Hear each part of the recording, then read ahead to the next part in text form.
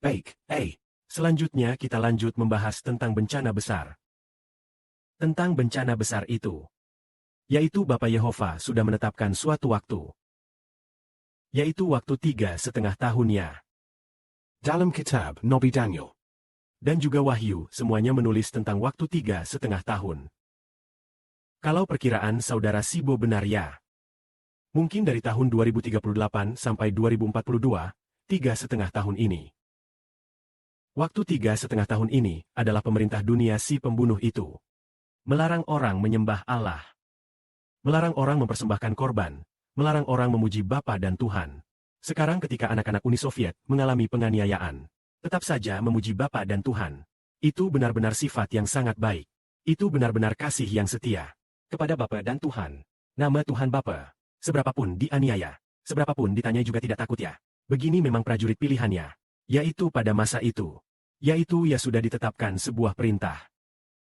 Yaitu ada seseorang yang disebut si manusia durhaka besar. Dia akan melarang orang mempersembahkan korban kepada Yehova. Ada waktu 1 masa, 2 masa, dan setengah masa. Dan juga pada waktu itu, mereka akan membuka mulut. Memaki Bapa kita. Harus membuka mulut memaki besar Bapa kita dan leluhur. Juga memaki saudara Sibo. Juga memaki anak-anak yang berasal dari surga itu. Tepat pada waktu itu, ada segala bangsa dan segala suku ikut bersama mereka melakukan ini. Tetapi tidak disangka ada maksud baiklah. Mereka terus-menerus memaki seperti ini. Terus-menerus memaki ya. Kebetulan tampak menonjol di puncak langit. Bahwa mereka memusuhi Allah. Bersalah sampai harus dilempar ke lautan api belerang. Maka waktunya sudah genap. Waktu berbuat jahat sudah genap. Bapa sudah memeriksa. Maka mereka akan dilempar ke lautan api belerang. Semua itu ada maksud baiklah. Yaitu pada hari itu. Pada hari itu yang menuntut kita untuk terus berdoa. Memohon supaya ketika kita melarikan diri. Jangan bertemu musim dingin atau hari Sabat. Di sini dikatakan.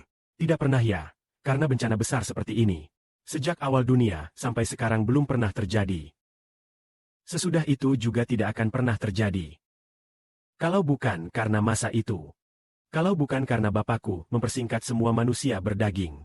Mungkin tidak seorang pun dapat bertahan hidup. Demi orang-orang yang terpilih. Hari-hari bencana besar akan dipersingkat oleh Bapakku menjadi 42 bulan. Karena Bapa sudah menetapkan 2/3 orang akan dimusnahkan. Tidak mendapatkan hidup kekal. Tetapi 1/3 yang tersisa. Bapa akan memurnikan dalam tungku. Memurnikan dalam tungku api yang menyala. Yaitu dimurnikan dalam tungku 3,5 tahun bencana besar ini. Bagi Bapa, untuk mengeksekusi penguasa si manusia durhaka, si binatang berkepala 7 berkaki 10 ini. Apakah sangat mudah ya? Bapa hanya perlu mengambil rohnya. Dia pun binasakan. Kalau Bapa mau membinasakan orang-orang jahat itu. Orang-orang yang terus-menerus memfitnah nama Allah itu. Bapa hanya perlu satu kata untuk mengeksekusi mereka. Membuat mereka mati tengah malam pun bisa. Mengapa Bapa justru mengizinkan mereka hidup? Mengizinkan mereka menganiaya kita ya.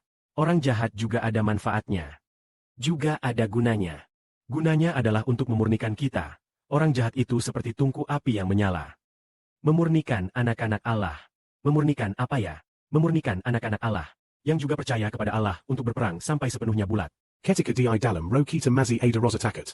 Ketika kita masih ada kemalangan, maka apakah harus dimurnikannya? Mengapa takut why? Takut itu karena di dalam kita masih belum sepenuhnya sempurna ya. Belum sepenuhnya percaya bahwa Bapa di surga menguasai segala sesuatu. Belum sepenuhnya percaya bahwa Kristus menguasai segala sesuatu. Jadi menjadi takut. Lalu mengapa tidak percaya? Takut itu karena kemalangan. Lalu setelah kita mengalami banyak penderitaan dan penempaan, pada saat itu berdoa ya. Terus-menerus berdoa dengan sungguh-sungguh kepada Bapa di surga, dan ketika berdoa. Pada saat itu kita sudah menyadari bahwa mengandalkan diri sendiri sudah tidak bisa. Hanya setelah sepenuhnya menyerahkan. Setelah mengalami berbagai macam penempaan. Pada saat itu kita mengerti menyerahkan semuanya kepada Bapa. Segala sesuatu sepenuhnya percaya. Menantikan dan menyerahkan. Juga sepenuhnya percaya. Pada saat itu ya tampaknya penempaan sudah mencapai kesempurnaan. Kalau sudah mencapai kesempurnaan, kebetulan juga 3,5 tahun. Begitu waktunya genap. Begitu waktunya genap. Maka Allah yang melihat, sudah dimurnikan bersih. Lalu Bapa mulai membela kita. Untuk membinasakan mereka yang menyerang kita. Karena anak-anak Allah itu dimurnikan habis dalam penderitaan. Dalam penderitaan hidup dibangunnya.